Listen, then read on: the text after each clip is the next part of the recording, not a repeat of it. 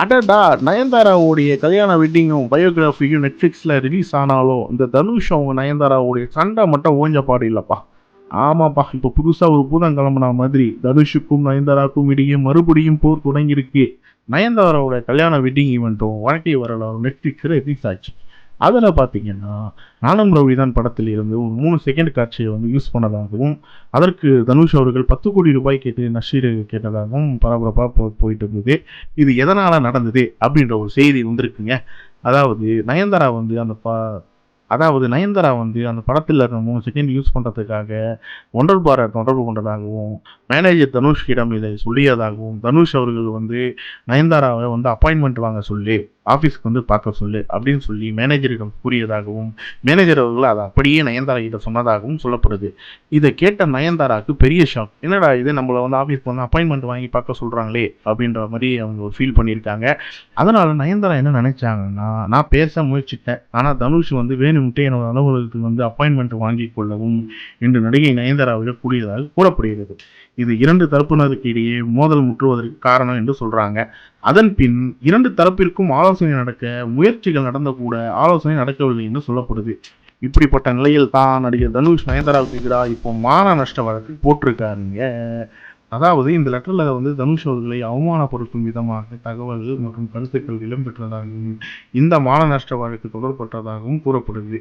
அதாவது தனுஷ் அவர்கள் சட்ட வல்லுநர்களை ஆலோசித்த பின் முறையாக தனுஷ் தரப்பிலிருந்து வழக்கு பதியப்படும் என்கிறார்கள்.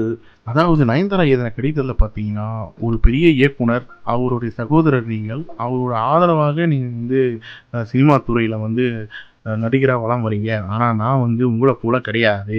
சினிமா என்பது எங்களை போன்றவர்களுக்கு வாழ்வதற்கான போராட்டம். சினிமா துறையில எந்த தொடர்பும் இல்லாம சுயநலமா வந்த பின் நான் என்ற வார்த்தையை அழுத்தி கூறியதாக தனுஷ் அவர்களின் பின்புலத்தை வைத்து அவர் வந்ததாகவும் அந்த கடிதத்தில் கூறப்பட்டிருக்கிறது.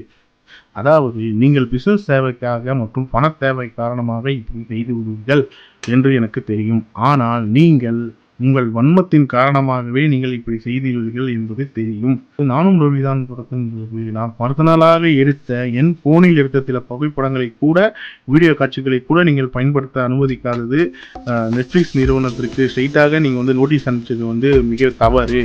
அதாவது என்கிட்ட கேட்டு என்கிட்ட ஒரு வாரம் சொல்லியிருந்தீங்கன்னா நான் உங்களுக்கு விளக்கம் கொடுத்துருப்பேன். இதுக்கு போய் நீங்கள் ₹10,00,00,000 அபராதம் கேட்பீங்களா அப்படின்ற மாதிரி அந்த லெட்டரில் சொல்லியிருக்காங்க.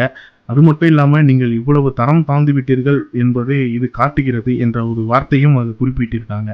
இதெல்லாம் வந்து பார்த்த தனுஷ் அவர்களுக்கு வந்து தன்னை அவமானப்படுத்தும் நோக்கமாக இந்த லெட்டர் வந்து வந்ததாக தன்னோட சட்ட வல்லுநரை வைத்து ஆலோசனை நடந்து வருவதாகவும், கூடிய விரைவில் நயன்தாராவுக்கு வந்து மான நஷ்ட வழக்கில் போடுவதாகவும் தகவல்கள் வெளியாகிட்டு இருக்கு.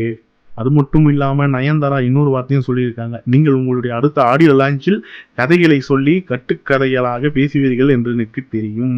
சினிமாக்கு வெளியே தனிப்பட்ட வகையில் இவ்வளவு வன்மத்தோடு நீங்கள் செயல்படும் விதம் அதிர்ச்சி அளிக்கிறது என்று நயன்தாரா குறிப்பிட்டுள்ளார்.